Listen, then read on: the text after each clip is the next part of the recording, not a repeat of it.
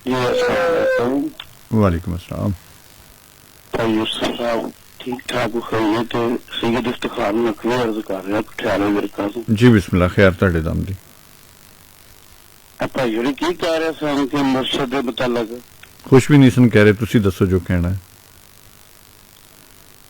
ਪਰ ਮੁਰਸ਼ਦ ਦਾ ਖਾਨਾ ਕਾਬਾ ਹਜ ਜ਼ਰੂਰੀ ਕਰੀਏ ਤਕਵਾ ਰੱਖੇ ਬੂਬਾਦੀਆਂ ਦਾ ਦਰਵਾਜ਼ਾ ਮਲੀਏ ਮੁਰਸ਼ਦ ਦੇ ਦਰਵਾਜ਼ੇ ਅੱਗੇ ਮੁੱਕ ਮਲਾਈਏ ਝੋਕਾਂ ਨਵੇਂ ਨਵੇਂ ਨਾ ਪੀਰ ਬਣਾਈਏ ਵਾਂਗ ਕਮੀਨੇ ਲੋਕਾਂ ਪਰ ਮੁਰਸ਼ਦ ਛੱਡ ਜਾਣ ਜਿਹੜੇ ਰਹਿਣ ਸਦਾ ਦੇ ਰੋਗੀ ਜਿਹੜੀ ਬੱਕਰੀ ਜਦੋਂ ਨਿਖੜੀ ਉਹ ਬਗਿਆੜਾ ਜੋਗੀ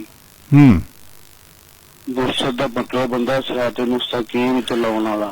बिल्कुल सही है।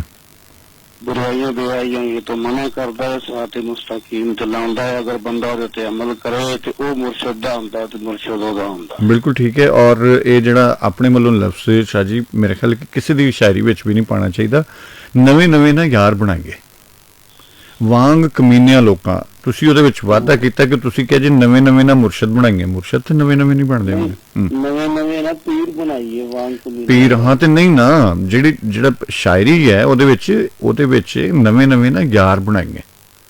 ਅੱਛਾ ਹਾਂਜੀ ਮੈਂ ਕਿਤੇ ਇੰਜ ਹੀ ਪੜਿਆ ਸੀ, ਮੈਂ ਤਾਂ ਹੀ ਤੁਹਾਨੂੰ ਗੱਲ ਬਸ ਇਸੇ ਤਰ੍ਹਾਂ ਹੀ ਨਾ ਕੁਝ ਪੜਿਆ ਸੁਣਿਆ ਜਿਹੜਾ ਹੈ ਨਾ ਉਹ ਮਸਾਇਲ ਦਾ ਪਿੱਛੇ ਹੋ ਜਾਂਦਾ। ਹਾਂ ਅੱਗੇ ਹੋ ਜਾਂਦਾ। ਬਿਲਕੁਲ ਠੀਕ ਸ਼ਾਹ ਜੀ, ਬਹੁਤ ਚੰਗਾ ਲੱਗਾ ਤੁਹਾਡੇ ਨਾਲ। ਬਾਜੀ ਮਿਸਾਲ ਨੂੰ, ਬਾਜੀ ਨਿਮਰਾਂ ਨੂੰ, ਬਾਜੀ ਨੀਲਮ ਨੂੰ ਨਾਮ ਅਰਜ਼ ਕਰਨਾ ਰਾਤੀ ਆਖ ਦੇ ਉੱਤੇ ਆਈਆਂ ਤੇ ਬੜਾ ਮਜ਼ਾ ਆਇਆ, ਖਾਸ ਕਰਕੇ ਬਾਜੀ ਮਿਸਾਲ ਦੀ ਤੇ ਫਿਰ ਕਿਆ ਹੀ ਬਾਲ ਦਾ ਨਾਂ ਹੀ ਮਿਸਾਲ।